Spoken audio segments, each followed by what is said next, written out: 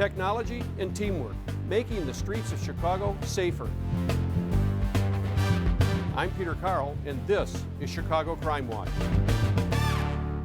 Over the last 10 years of CAPS, numerous success strategies have emerged. Here now, the story of managers at two different buildings on the north side who take two different approaches to drug and gang problems. For sale, a multiple-unit apartment building on a prime lot in Chicago's Uptown community. The owner agreed to sell after failing to take steps to stop drug dealing at the building.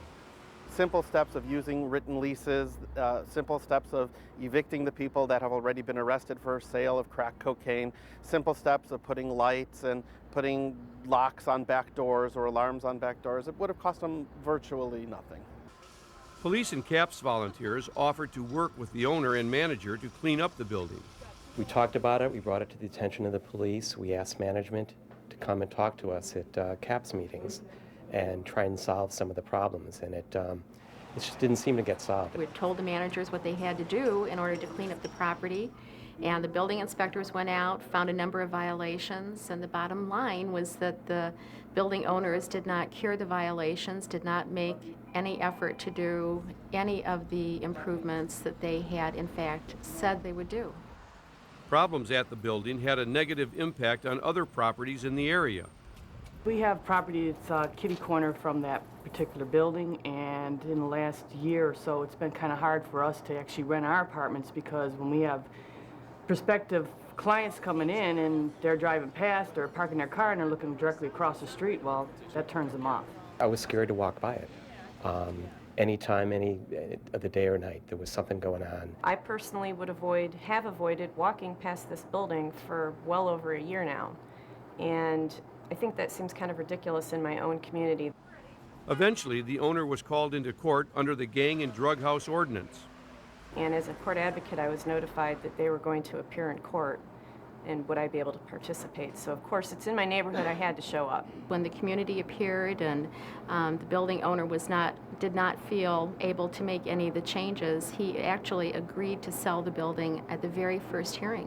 Part of the agreed order in administrative hearings was that the owner must sell the building in August to someone that would be able to abate the crime and to make sure that the drug dealing would no longer occur at the building on Montrose. Meanwhile, just a few blocks away, another building was experiencing problems with drug dealers. But the manager of this building was willing to work with CAPS. It was brought up at a CAPS meeting.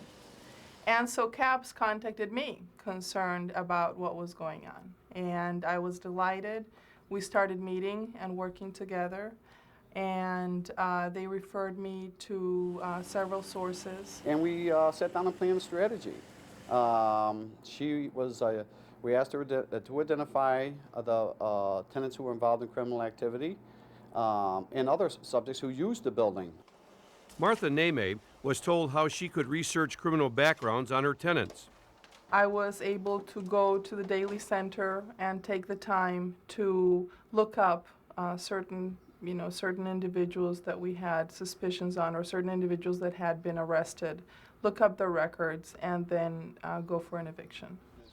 Martha hooked into the court advocacy network and became a court advocate herself. She felt the support again. I have to say, going back to the support, we had court advocates from our 30 sector, which is Addison South to Fullerton, show up on almost all of her cases. Bad tenants were weeded out. The partnership with the community grew. We had a lot of conversations with Martha about, what we could do and how we could be helpful, with that. And that was her suggestion.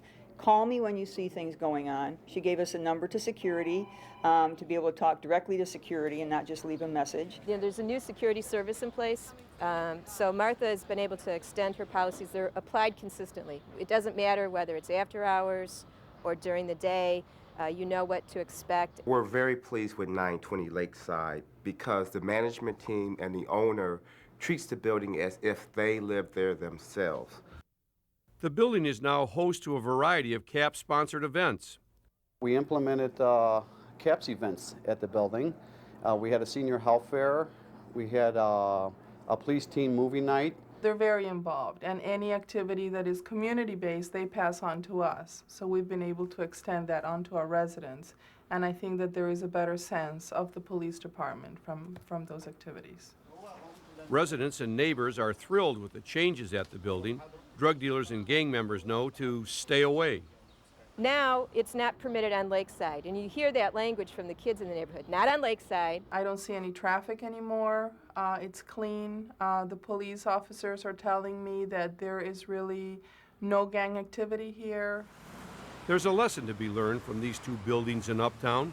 Both buildings had problems.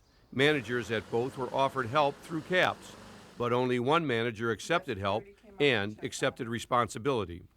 They could be a role model for what potential there is. And a message to other building owners and their management that this partnership of CAPS really does work. Don't be intimidated by that. Accept the help, listen, we'll listen to you, and we can work together on this. The Uptown Chicago Commission has awarded Martha Nemay its Good Neighbor Award for her work on behalf of her tenants and the community.